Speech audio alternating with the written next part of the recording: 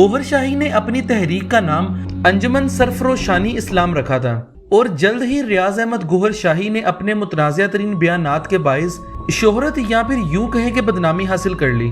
ये आदमी दावा करता था कि वो अमेरिका में हजरत ईसा अलैहिस्सलाम से मुलाकात कर चुका है। गोहर शाही की जानिब से चांद, सूरज और हजरे अस्वद में इसकी शबीहात भी दिखाई देने का दावा किया जाता था और जो इसके मुताबिक मिन जानिबिल्लाह थी और इन्हें जुटलाना गोया अल्लाह की बात की नफी करना है। नाजरीन, गोहर शाही के तमाम मुरीद गोहर शाही के इंतकाल को इसकी मौत तस्लीम नहीं करते थे, बल्कि ये यकीन रखते थे कि गोहर शाही अपने जिस्म समेत रूपोश हो गए हैं, यानी हजरत ईसा अलैहिस्सलाम की तरह गोहर शाही भी गैबते सुगरा में चले गए हैं और क़यामत से पहले हजरत ईसा अलैहिस्सलाम के साथ गोहर शाही भी दोबारा आएंगे।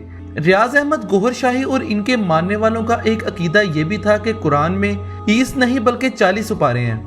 इनमें से 30 वो हैं जो आम अवामुन नास के लिए हैं, जबकि बाकी 10 सुपारे सिर्फ ख्वास्त के लिए हैं और ये सीना बसीना मुंतकिल होते हैं। अपनी इसी झूठ को बुनियाद बनाते हुए गोहर शाही नित नई आयात को घड़ता रहता था और लोगों के हवाला तलब करने पर वो कहता था कि ये आयात कुरान की उन 10 सुपारे में से एक है जो सिर्फ सीना बसीना मुंतकिल होते हैं।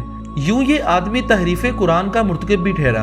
अपनी इसी दलील को बुनियाद बनाते हुए गोहर शाही नामी इस शख्स ने शराब को हलाल करार दे दिया था।